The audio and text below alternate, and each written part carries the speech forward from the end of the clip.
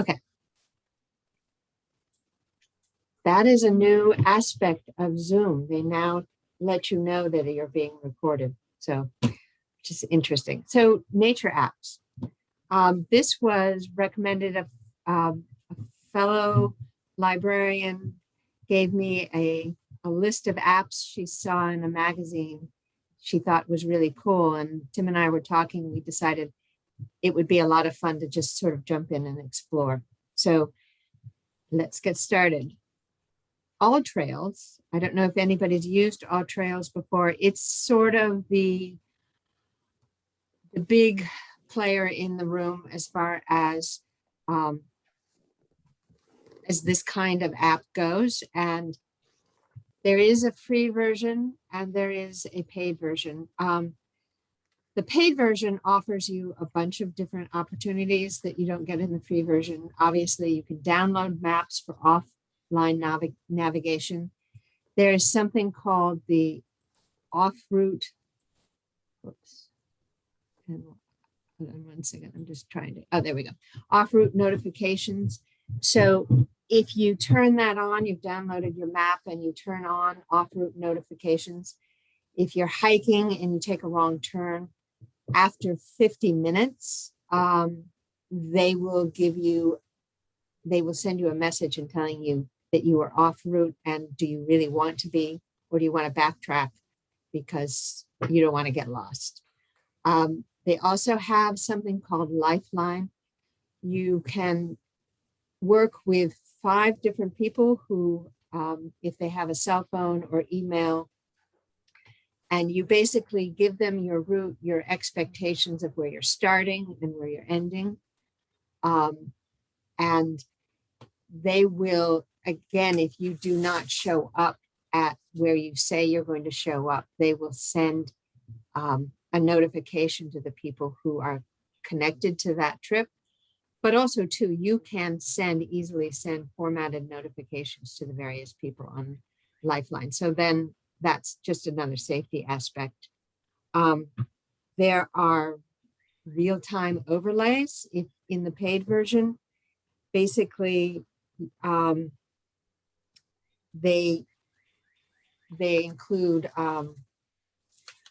they call them heat. Let's see, where's my page? They call them heat maps. And what they mean by heat maps, it's not a weather map. It's actually whether the trail is being used by a lot of people who might be using the same app or not so much. So that can give you some decisions about if you want to use that trail or not. They do have weather overlays, which display real-time satellite and radar weather. Air quality, which I thought was really interesting, an air quality index over any map layer. And it's color-coded with green indicating the cleanest air and red indicating the most polluted. They also have an overlay for pollen, which if you have allergies like I do, that is also very beneficial. And then the last, which would be for night hiking, is an overlay of light pollution so that you can actually try the trail and go out and see if and see the stars the way you would actually like to. So I'm going to, rather than going to the help video, which is, I believe, 17 minutes, we're just going to look at the All Trails. So basically, you have the opportunity to explore,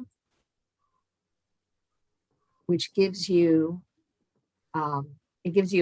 you can filter for difficulty, length, elevation gain, time, route type, rating.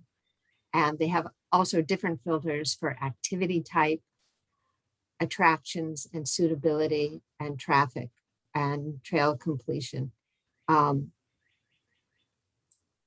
It's interesting. So basically, if I put in Peterborough,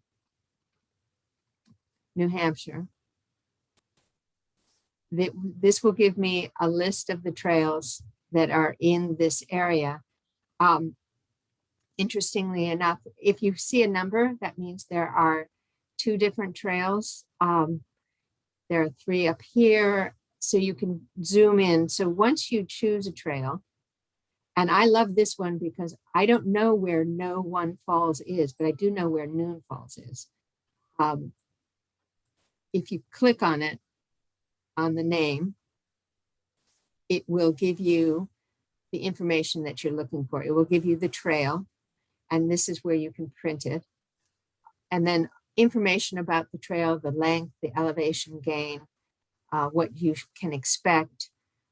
And then this isn't going to be in real time, but it will give you expectations of weather and reviews, all very, very useful. And the advantage of All Trails is that it's international. So it could be Peterborough, New Hampshire, it could be Peterborough, Ontario, or it could be Peterborough, England, if you wanted to look for different trails.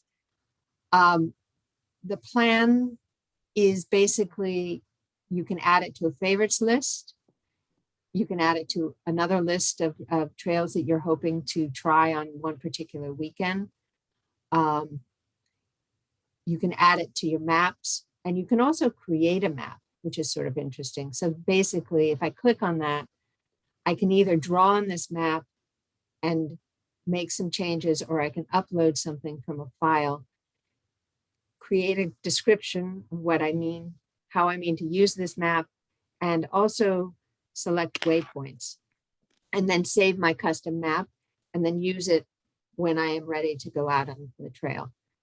And then finally, they have an opportunity for you to save the history, sort of the activities that you were involved in. If you did snowshoeing, or you chose a different kind of activity, whether you actually completed the trail, and the stats, which is a little frightening, how much you have traveled, how much elevation, how many calories you've burned, and how many activities. So there's a lot of information that you can track if you are so inclined.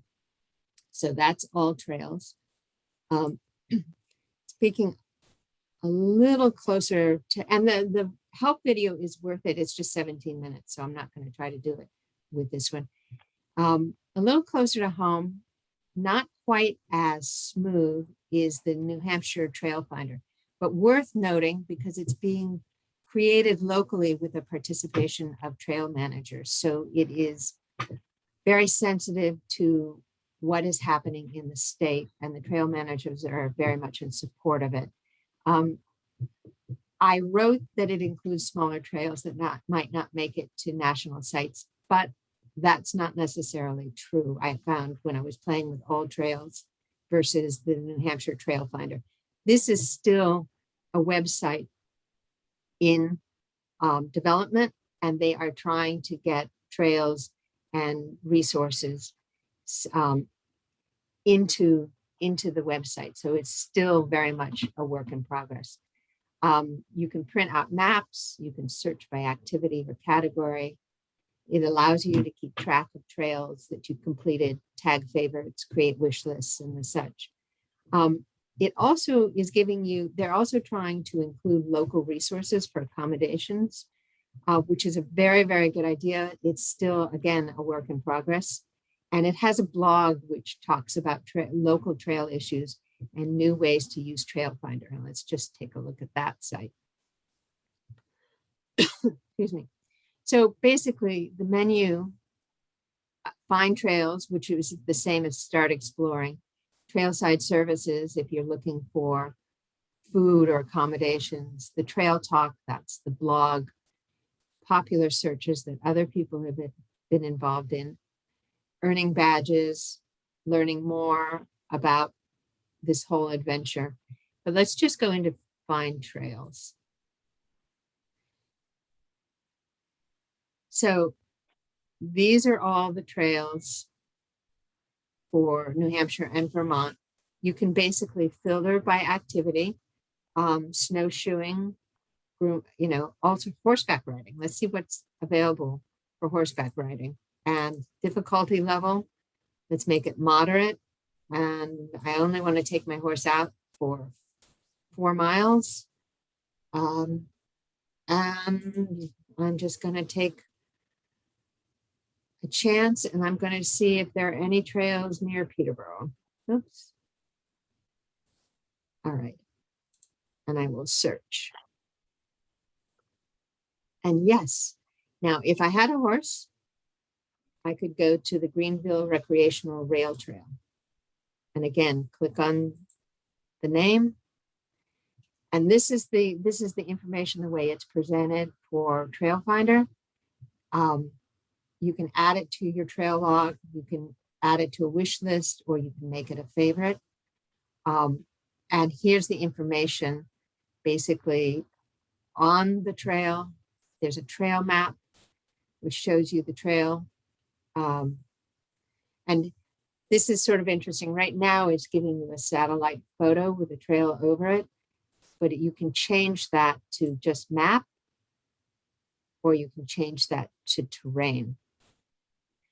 And again, there are directions on how to get to the trailhead and services.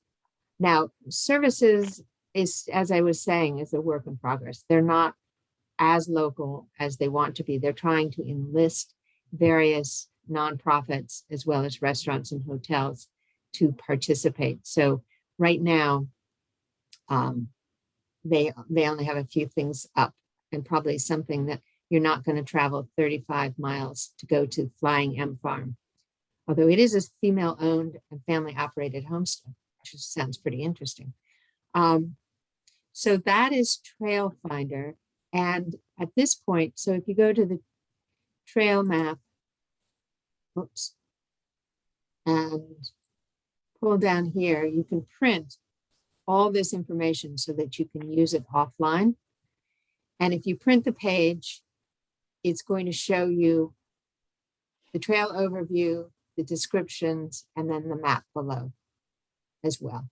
So I want to support this enterprise. I think they're working hard to make it sort of a vital, usable service. It still doesn't have all the bells and whistles of all trails, but I like the fact that it's being used with trail managers so that they are supporting this effort, which I think is really worthwhile. So back to our nature's Google Slides, and I'm going to turn it over to Tim, who's going to tell you about, whoops, Tim, you were supposed to do Google Earth. What happened? I switched it. So we also had a couple questions. Mm-hmm. So what if there's no cell service in the area for all trails? You can, if you download the map, you do not need cell service.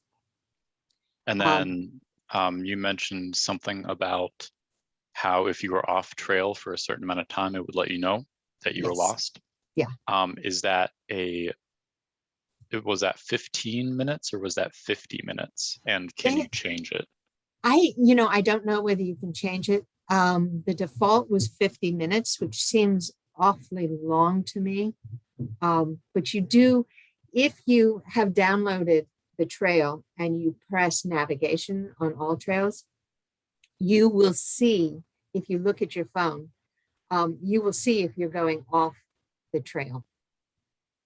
So that's another sort of way of managing that, is that you can see if you download it to your phone, you don't have to worry about cell service. And if you do navigation, it's using the GPS from your phone. So it's tracking your progress. And you will see if you go off of that route. So any other questions? I think it's kind of cool. Yeah, and it is I just cool. want to point out that at least in the image at the top of NH Trail Finder, it includes Vermont. So I apologize for anyone who just wants a New Hampshire-based app, but we're including the other state to make a rectangle. Exactly. And, the sky view is including not just the New Hampshire sky. So it's just the way of the world. And one of the really cool things about All Trails, I don't know if New Hampshire or if Trail Finder has this as well, but All Trails, if you create a trail, you can choose to make it public or non-public. And if you make it public, then other people can also view the trail. So if there's a trail that you know about that you're like, why is this not on the app? It's very easy for you to add it yourself so that, other people can disrupt your peaceful pastime that until now only you have been doing. And one of the reasons why I pushed Google Earth down is it's the only one that requires me to take control of the screen, so we don't have to do the screen switching thing. Skyview, I figure a lot of people have seen this, even if you don't remember it, mainly because it was one of the apps that first came out that was included in a lot of promotional materials. And the reason it was included in a lot of promotional materials is it just looks cool. So essentially what you can do, and I can at the end, I can show you how to use it on my phone. But honestly, when you first start it, it has this nifty little tutorial that basically tells you everything you need to know. And what you do is you download the app on your phone, you will hit the button that says allow to know your location while using the app, and also hit the button that allows it to use your camera. And what this does is it allows it to, one, know where you are, and it also allows the app to see where your camera is looking. And all you do is you open it up after that, turn it on, point it at the sky, and it will show you where celestial bodies are. It will show you where planets are, where stars are. And as you kind of move it around, it will then highlight the different constellations. It will highlight, what you're looking at is Mars kind of thing. So it's really cool how you can just look around. And if you're not sure if something is, Scorpius or Draco or something like that, you pull this out, point it at it, and it will tell you where all the stars are, which is, I think, really cool. The other thing that's really nice about it is it will also give you notifications if something cool is going to happen.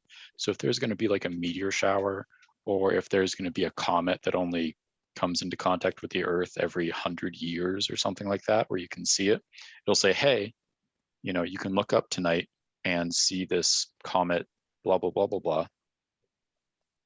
And then you can track the comet. And it does work during the day when you can't see the stars, but it can also, it's just kind of fun to look at. I played around with it at my desk for like, 20, 30 minutes this morning, just refamiliarizing myself with the layout. And it was kind of cool. I'm like, oh, at my feet is Draco. That's interesting. So I can't see it in the night sky, but I can see it on my phone. So yeah. Oh, I was just going to ask if anybody has used Skyview. Skyview is for both Apple and Android. I believe all of the apps we're going over, except for the ones that are purely web-based. All of them have both Apple and Android, which is cool. Exactly. I mean, that was sort of why we selected the ones that we selected, so that you could use them on either phone.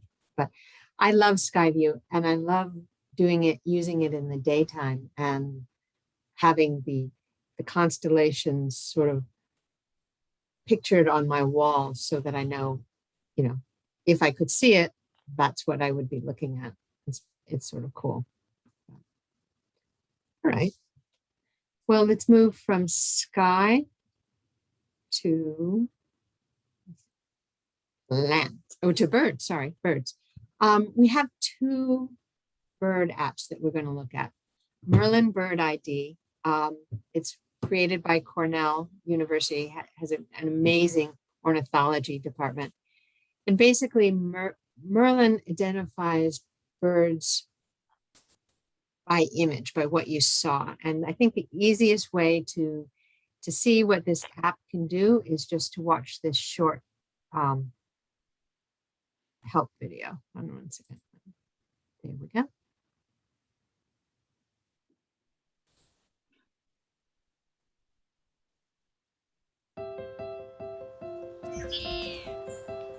If you've ever wondered, what is that bird?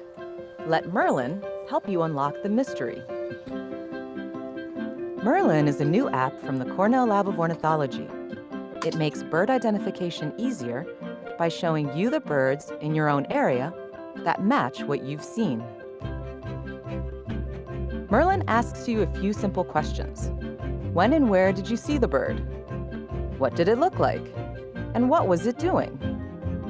Almost like magic, Merlin shows you the most likely species for your area on that day.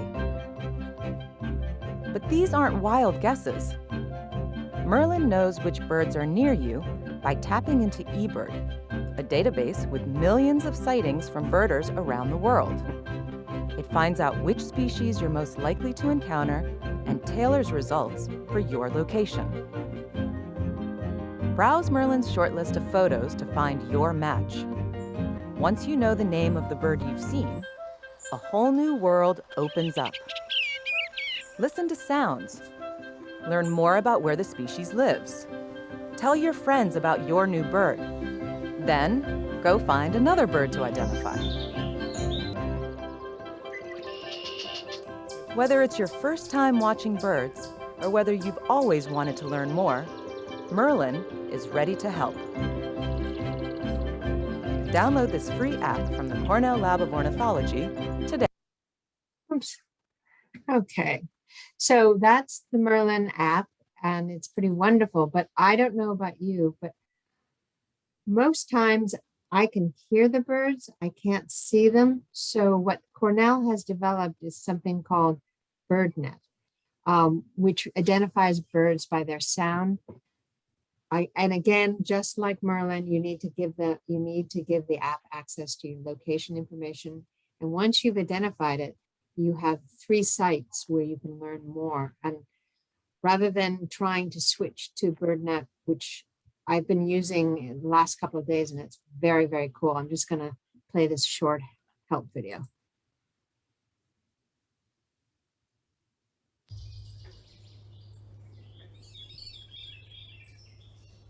Wow, did you hear that? Here at Sapsucker Woods, summer mornings are filled with birdsong. But in woodland habitats like this swamp, the birds are more easily heard than seen. Which begs the question, how do you identify a mystery bird sound? Well, there's an app for that. It's called BirdNet, and it can recognize songs and calls of over 1,000 different species of birds throughout the US, Canada, and Europe. Given an audio recording, it gives you an answer. BirdNet was developed here at the Cornell Lab of Ornithology in partner with Chemnitz University of Technology in Germany in order to assist ornithologists with scientific research in bioacoustics. But it's not just for scientists. We've put BirdNet into this free mobile app so that you can use it too. Now the app uses your phone's built-in microphone to record the sounds around you and shows you a visual graph of that sound called a spectrogram in real time. See all that green and yellow? That's my voice. If I'm quiet though, maybe we'll pick up some bird sounds.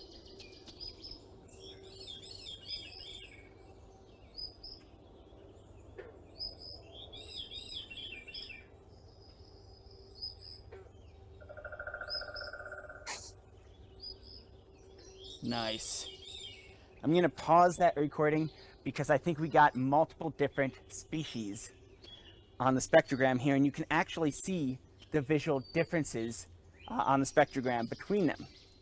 So now I'm going to take my finger and select, just dragging my finger across the screen to select the part of the spectrogram that I'm interested in. Let's start with this little 2-note call, the and we'll hit Analyze.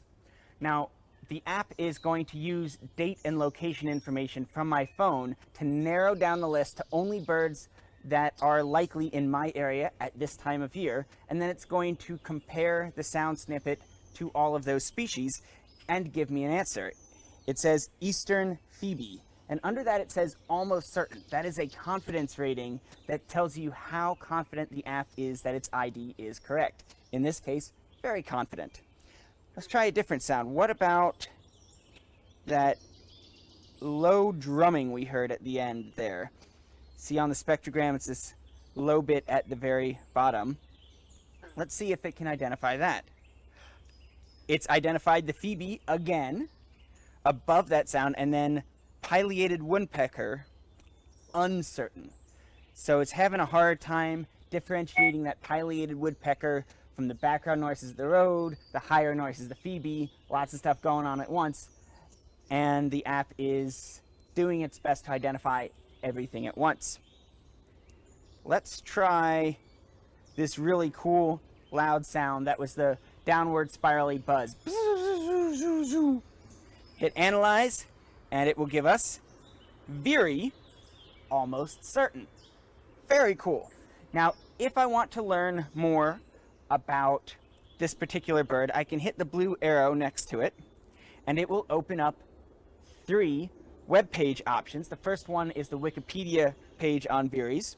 I could go to the next tab, though, and it will open up the Macaulay Library Digital Media Archive, which is an online archive run by the Cornell Lab for Ornithology with an incredible amount of media. So we've got tens of thousands of photos, thousands of audio files, dozens of videos just of this species alone, and you can browse through those to your heart's content. Or we can go to the final tab here, which is the Cornell Lab's All About Birds free online field guide. This is another website that has more information than you could possibly want to know about this species. We'll go to the sounds page here, and I want to try playing a video, see if we can see and hear this bird singing. Let's see what it gives us. That sounds familiar. One more time. Oh yeah, that's definitely the same bird. Awesome. I can probably even get it to do identifying a bunch of these at once. So this is such a cool app. Thanks to BirdNet, I know exactly which birds I'm hearing. Now, if only I could see them. All right, so that's BirdNet, which is very, very cool, and a lot of fun to use. I love seeing this spectrogram of the voices and the sounds. Now we're going to move back, and Tim is going to show us Peak Visor. Is that how you pronounce it, Tim? Or I Visor? would go with visor, but Okay, that's fine. just couple things on the birding app. Sure. Or I guess the combination of the two. Be very careful when using it, because very quickly you become addicted to it. So just keep that in mind. It's like the night sky app is one that you can kind of play around with for 10 minutes, whereas birding apps will take over your entire life. And before you'll know it, you'll start buy cameras specifically for birding. You're going to buy telephoto lenses for those cameras. You're going to buy camera backpacks. You're going to buy field notebooks. You're going to buy trail cameras. You're going to buy night vision cameras. So just keep that in mind. However, one thing I do find fascinating is if you want birds in your yard. So if you want to be like me, a little bit more lazy about birding, what you can do is buy something called the water wiggler.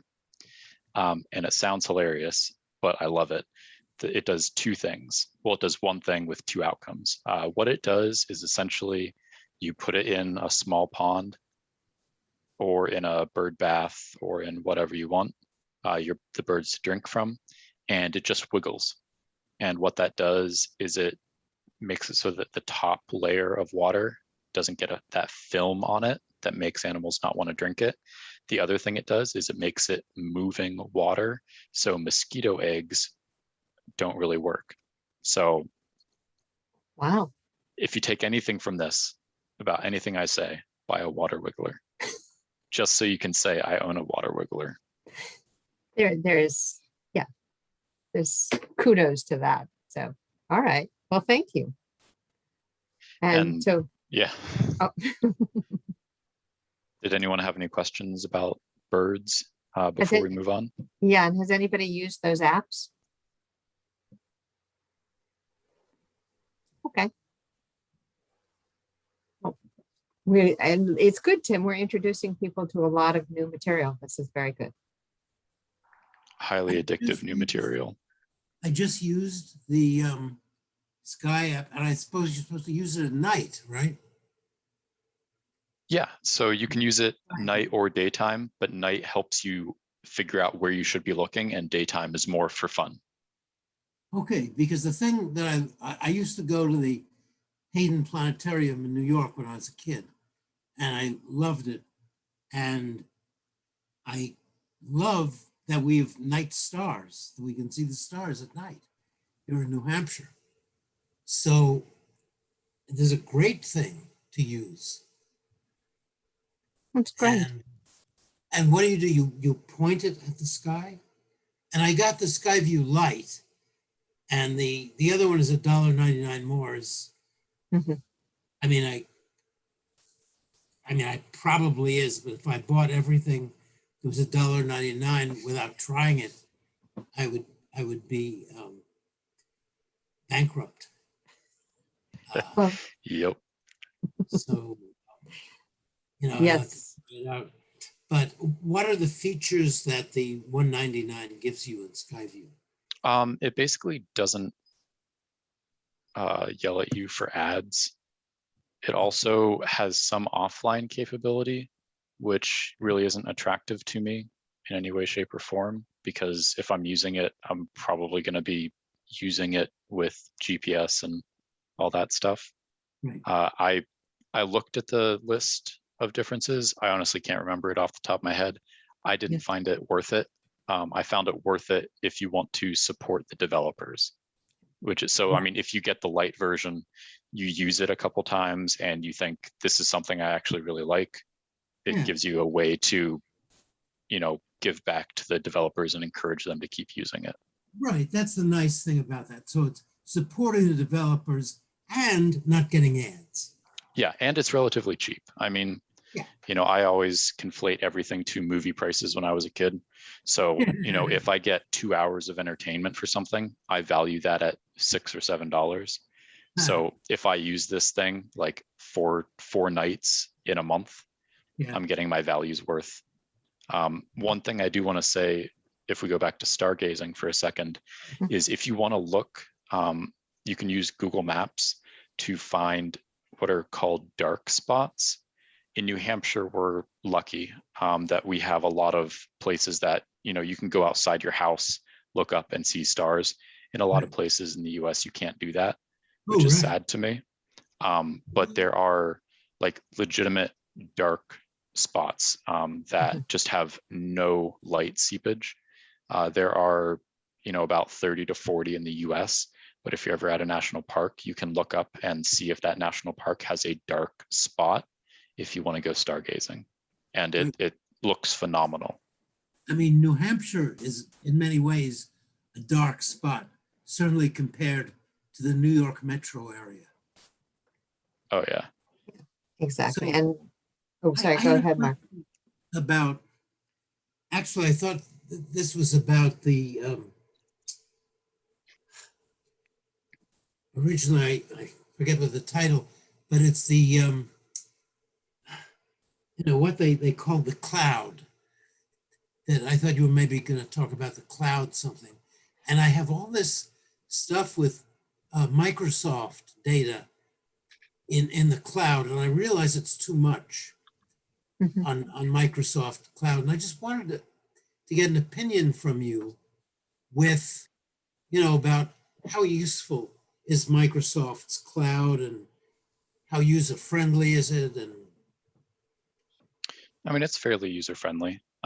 We use it at work. yeah, So no it's complaints. for work, basically. I'm using it for work.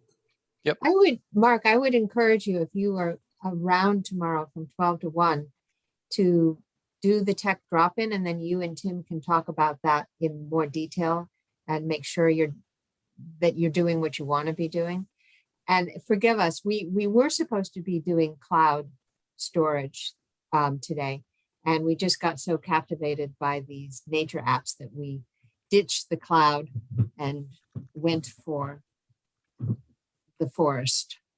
So I really think that that's appropriate in New Hampshire. thank you. I'm glad you did. And I added them both to my iPhone, Great, great. the trails. So thank you. That's great. Well, we have a couple more to share with you. But before we get to that, Yes. Mary, could you click on the link I put in the chat for darksitefinder.com Okay, where is it? in a chat? Oh, sorry.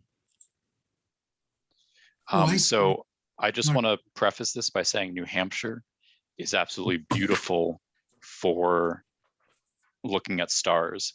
But if you look at this map, Right. you can see how much better Wow. you can get. And you can zoom in, zoom out. And if you notice the little black dots, Yeah. those are like legitimate no light. Because even here where we are in Peterborough, Yeah. we still get light pollution from Boston. Mhm. Like Right. that's how far light pollution can travel. So it's That's just, amazing. it's incredible to me. Like if you're on the top of Mount Washington, you would think really, really dark spot. And Yeah. it is dark, but Hmm. compared to other locations, yeah, Okay, What so does this the is, blue and the green mean? it's just light pollution. So red is not good. Right. And then it kind of goes down the color wheel. Right. So red is the Okay. worst. right. So where my cursor is right now is Portland.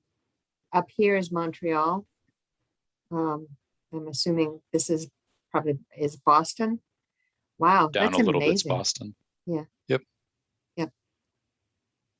Yep, and there's the Cape. This makes me think of, and I don't know if this is true or not, but there used to be a map that showed you the various spots in the United States where there was no human sound, and they are getting fewer and fewer.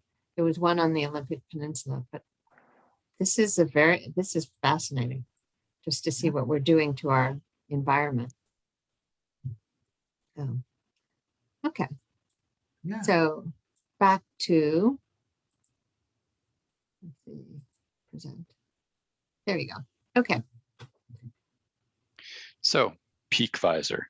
If you're like me, you've been in the White Mountains and you've hiked, and sometimes you completely forget exactly where you are.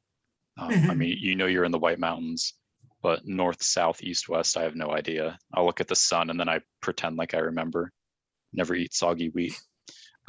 So basically what Peak Visor allows you to do is take out your phone.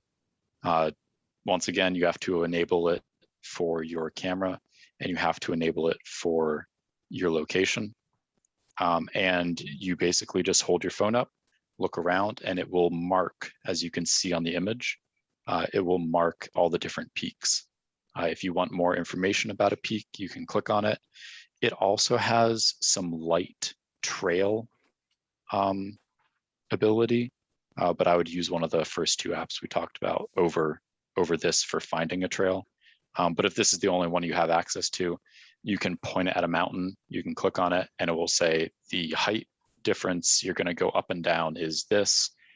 It's roughly going to be X amount of time on this trail. Please bring water. And if people want, if we look to the right where it has the Peak Visor website, there's a 30-second video you can watch that kind of goes over how to use it, even though it's incredibly simple. It's just like Skyview. You take it out, turn it on, point it around, and it will basically tell you what to do as you use it. Okay, I see the Peak Visor is $29.99 for a subscription. Yes, if you want to have offline maps and some other pro features. Personally, this one I don't think is worth it. The free version gives you everything, Okay. as long as you're connected to a cell tower.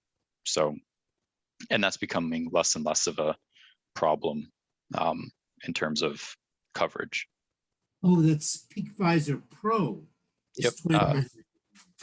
Yep. Peak Visor, just the normal one is free. The biggest thing that the Pro gives you is ability to use maps offline. So you'll be able to say, I'm going to be in this area, and then you can download those maps and you can use the device without having cell signal. Okay. That's great. pretty amazing. Yeah, it's a fun one. It is fun. Okay, so iNaturalist, we're going to look at a couple of plant species identifications apps. Sorry. go ahead. I didn't I misspoke. The free version doesn't give you trail info. That's only on the Pro. Well, that's good to know. Yep. So iNaturalist was created by the California Academy of Sciences and the National Geographic Society. It's basically an online community. You go out, you find something, you upload whatever information you have. You're creating a database for scientists. There is a very useful PDF of how to do those observations. They have the observation, just the general, how to do them on your iPhone, how to do them on your Android.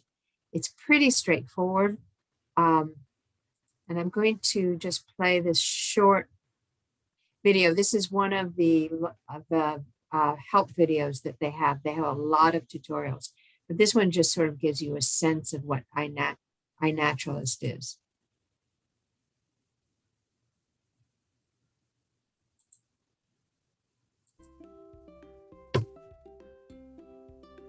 Okay, so you've installed the iNaturalist app and created an account. Time to get outside and record your first observation. Here's how to do it.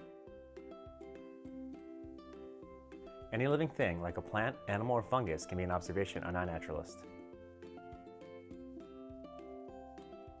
Once you find something you'd like to record, just tap Observe and take a photo. You can review your picture, then hit Next if it looks good. To identify it, hit What did you see? If you have an internet connection, iNaturalist will suggest 10 visually similar species and often a common ancestor. You can choose one of those or search for a species name. On this observation details screen, you can add more photos of the same organism or write a note.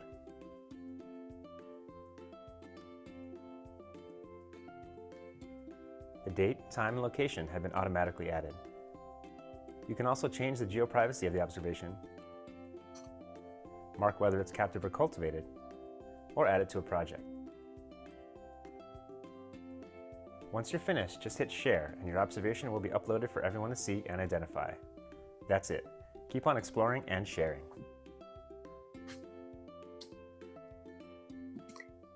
So iNaturalist is a favorite of the Harris Center. Susie was telling me that she uses it an awful lot, and it's wonderful. They have detailed information on how to use it. It's pretty straightforward, pretty simple. If you do not want to be part of an online community, then what iNaturalist created is Seek by iNaturalist, created by the same people. The user guide that they have also is very helpful for, for understanding the differences between Seek by iNaturalist and iNaturalist. Is straightforward. And basically iNaturalist is if you don't want to create an account, you want privacy, you don't want to share data, then Seek by iNaturalist is available. There's no login, no account required. It provides real-time identification on the screen, and it doesn't leave your device, so no data leaves your device. You can, if you choose to, upload that image to iNaturalist later on if you want to share it with the community. But this is a very easy sort of tutorial on how to use it. But what I'm going to do is go back and show you a little help video that is pretty wonderful and straightforward. Oops. Here we go. I thought I cut out all the ads. Your muscles are alive. There we go. Hi everyone, it's Caitlin for Crystal Cove Conservancy. So I wanted to show you how to use the app Seek if you want to identify any of the plant species that you encounter when you're looking for plant adaptations. So you can just open up the Seek app here and it'll load your location and also actually suggest some species nearby that you might be looking at. But if you just want to know what the plant in front of you is, you can press this bottom camera button, which opens up the camera. And as you move around and zoom in on any features, it'll identify the species. So this says crimson bottle brush. So I'll press the camera button. Now I've observed a new species and you can view it if you want to get some more info about it. It says this is an introduced species, so not native to my area. And it has a range map of where other people have cited it, some more background info, when it's cited, and any similar species that you might potentially get confused by. So now I've observed that species. And the other thing you can do, if you don't have data or you don't want to be using it while you're out and about, instead of camera, you can go to photos and upload pictures you've already taken. So for example, I'm going to grab this picture that I took earlier and see if I can identify what's in it.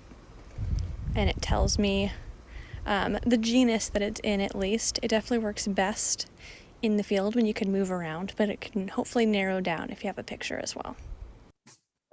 Great. So that is Seek by iNaturalist, and pretty wonderful just to be able to go out and take pictures and Hi there. start creating. My name's Joe Berman. I'm in my. Now I had to throw in one more because I did.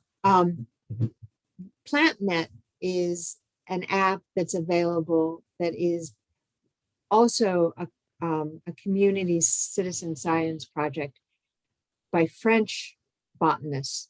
And so everything is in French, and I'm going to just show you. So if you want to improve your French and start supporting their database, you can do that.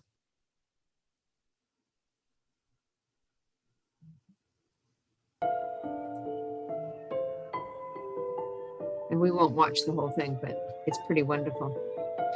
It's the same basis as Botaniste amateur et professionnel, scientifique de différentes structures, on a réfléchi à essayer de développer une plateforme et des outils qui viseraient à faciliter le partage d'informations sur les plantes. Pour réduire les produits phytosanitaires, pour un douanier qui devrait reconnaître les espèces rares, pour repérer les invasives. Donc il y a de plus en plus de métiers où on a besoin de cette expertise et finalement de moins en moins de gens qui connaissent les plantes.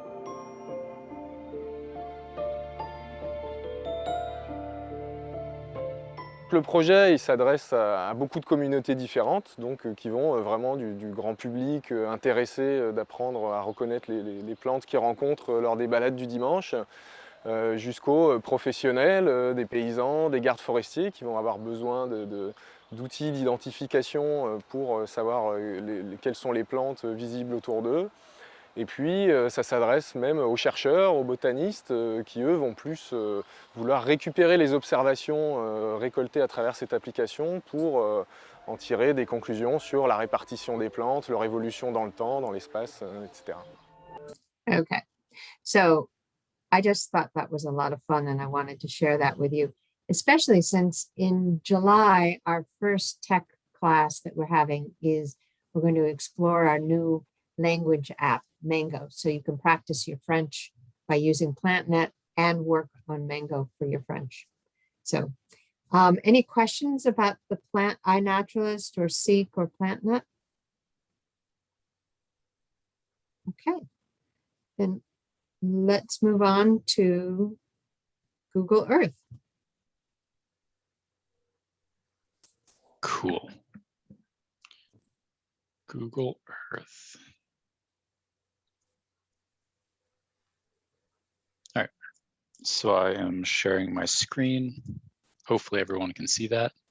And we're going to talk about Google Earth. let me stop my share and then you can share. There we go. Yep. Can everyone see my screen? I can't. Unfortunately, I can't, Tim. Nope. Yes. Okay. Oh, Ken? Okay, good. How about now? There. Yes. All right. So Google Earth has Android, iPhone, desktop application, and a web-based application.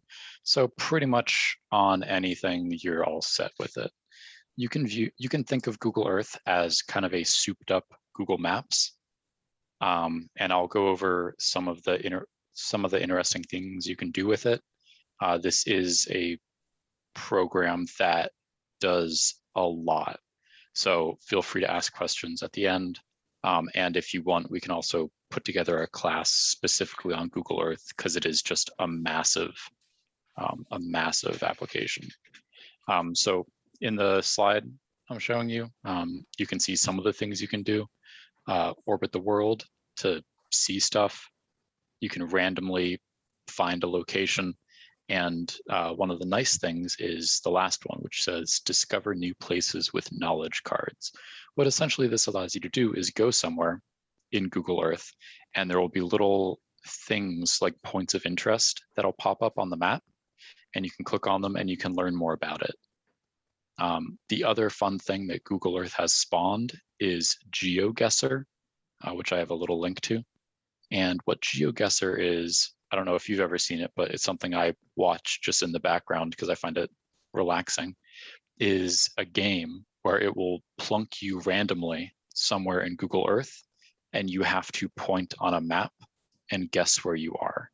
Some people are absolutely ridiculous about this, but you'll do things like you'll notice if you're near a roadway, if the cars are driving on the right-hand side or the left-hand side of the road, you'll look at the license plate and see what form it is to see if you're in Europe or the US. So it's honestly kind of fascinating, and it is a massive rabbit hole that you can lose yourself in. The first thing I'm going to show is Google Earth Pro. This is the application you would download to your computer.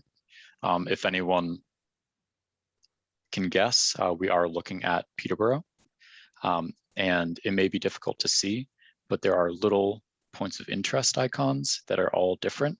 So there's one that looks like a church, and this is the Peterborough Unitarian Universalist Church. There's one that looks like a library, that looks like a book, and it's the Peterborough Town Library. And one thing you may be noticing is this doesn't look like it does now. And that's because I have this icon turned on, which is the historical imagery option in the top. And what this allows you to do is right now I'm looking at the pictures Google has from 2005. So keep an eye on the map and let's see how it changes if I bring it to the most recent data. Yeah, so apparently we have a lot more trees now, is my big takeaway. The other thing you can notice is there's this new development up here, which wasn't there 20 years ago. So Google Earth can do that. The other thing that's really cool is you can create hiking maps on it. But again, I would use one of the other applications we have for that. This is more for, in my view, exploring places and learning things. So I found some interesting areas, so I'll take you to them now.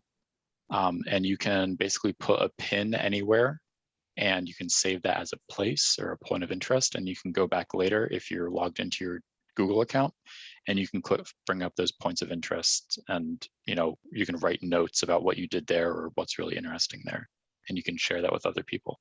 The first one I've titled A-hole. So if I double click on it, it will bring me over to it. And by the way, it does have a built-in recording function. So if you want to kind of do a map or a walkthrough or a tour of something with automatic transitions like that, you can record your screen and then upload it to online to kind of show somebody a hiking trail you went on, which is, I find interesting. So anyway, can I assuming interrupt? you can see it. Yep. How did you find this? If you just search for Google Earth like interesting, or there are entire communities dedicated to using Google Earth for different things. One of those communities is just to find interesting things like this, which look weird. Another community solves crime. So they'll scour rivers to find cars, and then they'll look up, using the historical feature on this, they will try and figure out, when the car was there, and then they'll look for missing persons or police reports. And then they'll basically say like, hey, we think this car wasn't here in 2015. This person didn't make it home in 2016. And then if we look at a map from 2017, it's here. So maybe this is a missing person. And they've actually solved cases this way, which I find hilarious. But the backstory for this is where the house, the arrow is being pointed to. They painted their garage bright purple, and the neighbors didn't like it. So they did that in a field, and it was captured on Google Earth. Okay. If we go to fingerprint, this is a park where an environmentalist basically put this pattern in the ground to resemble a fingerprint to kind of signify that humanity is, responsible for the earth and we're leaving our fingerprint on it. It's a bit on the nose if you ask me, but I thought it was a cool image. And you can always, look at the surrounding area, just click, drag, rotate the screen. It's kind of cool. You can see the trees height, which I find incredible. But we'll go to Airplane Boneyard.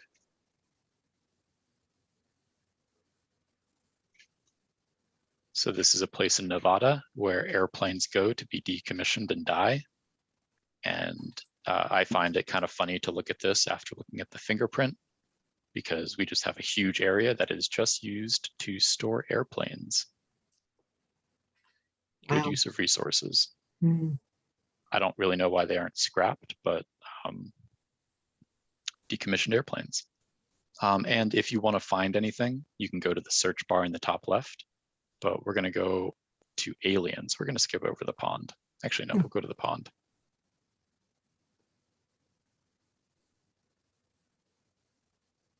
So this is a real image. I don't really know what potash is. I just know it's created in pools, and it's used for salt or something. I forget, but it just looked cool. There are also communities specifically devoted to finding signs of extraterrestrial life, which just means weird images. And if we look here, there are circles that get smaller of something. So it's weird. It's beautiful. California really messed up in one of their building designs.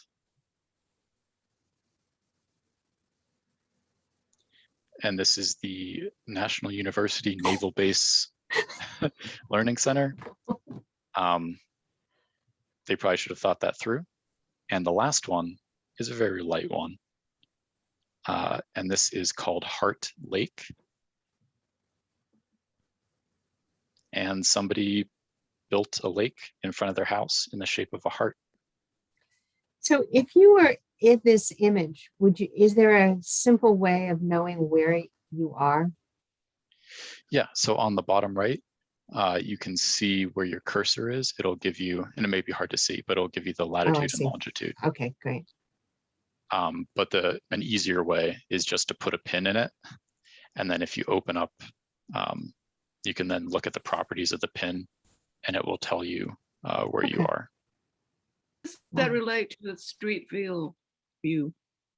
Like when you go Google, do you have to go separately street view? Yeah, so there is a street view capability in this. If you zoom in enough, it'll take you there. Oh, okay.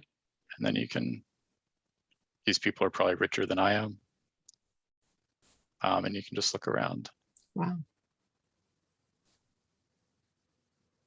That's pretty amazing. Does it give you the address? Does it give you the address? You can find the address. But if you go to the top left and search Las Vegas, it'll take you to Las Vegas. And one of the cool things is it will show you like building heights, which I just find fascinating in like cities, to see the different heights of all the casinos and stuff like that. Wow. But Google Maps is, or Google Earth is absolutely massive. The other interesting thing that I just want to show you on Google Earth Pro, which is the downloaded version, is called GigaPan photos. So what GigaPan photos are, basically this really, really fancy camera will take panoramic shots, and you can find them. So there's a Dunkirk GigaPan photo. And I messed up. Nope, there we go. And basically, it'll just give you a really, really wide angle that you can zoom in on. Wow. And just see like a really high res. I mean, this one, obviously, I probably should have picked a different one, but there are ones from like the top of skyscrapers and stuff like that that really are pretty beautiful. That's amazing.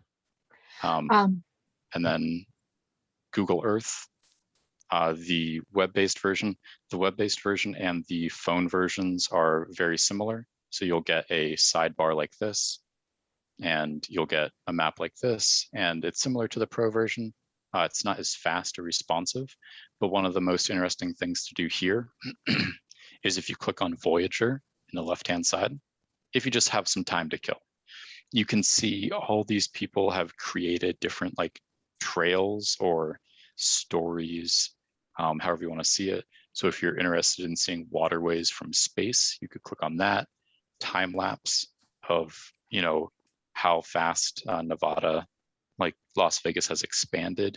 You can see that. But I like the games. So you can go to the games and click on like quiz lakes of the world.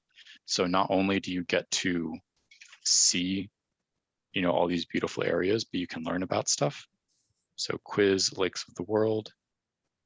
Lake Malawi is home to hundreds of species of something, a type of which animal. And we can see that it's this blue dot. So obviously fish, it's a lake. And then it will kind of zoom in and go around, and you can see where the point is located.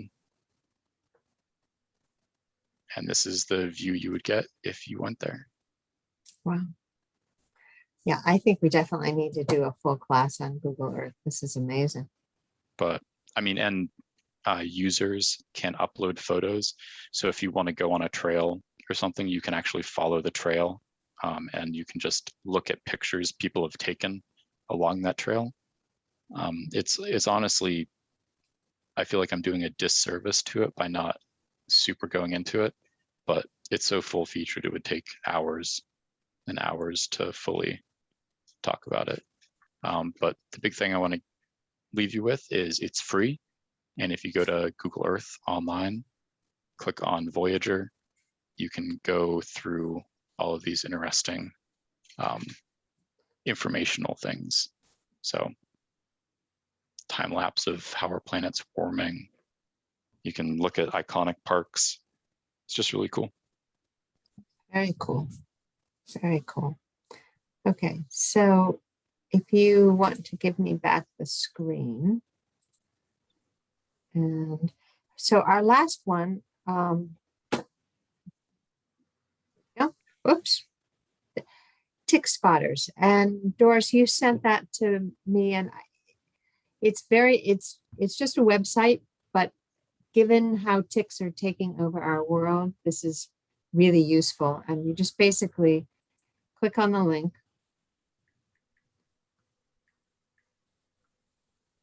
And you upload, you upload a JPEG, and they answer a few questions, and then they will give you an identification, also information that you might need to know about that particular tick. And this is a great addition, because you hold on to that little thing and you try to keep it and try to identify it and try to figure out whether it's a one you need to worry about or not. So thank you, Doris, for sending that along, because I think it's wonderful. So those are the ones that we covered. And what I'd love to do is open it up to everyone and see, are there other apps that you've used that you would like to share with the group? Have you used some of these apps? So just let's have a conversation.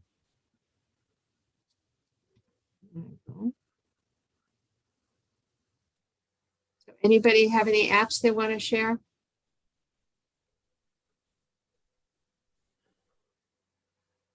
Yep. Does anyone have any apps they want to share, or does anyone want to see what some of these actually look like on the phone? We can go through it. Mary did a really good job of finding tutorial videos. Yeah, anything people want to know?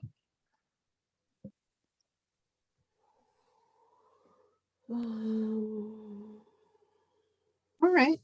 Well, I think we wowed them, Tim. I mean, that's why I included pictures. That's why I included video tutorials. Even if one was in French. That's true. Well, you need to stretch yourself. So, anyway, thank you, everyone. And any last minute questions for Tim? No, just thank you very much. Well, this is a ton of cool information.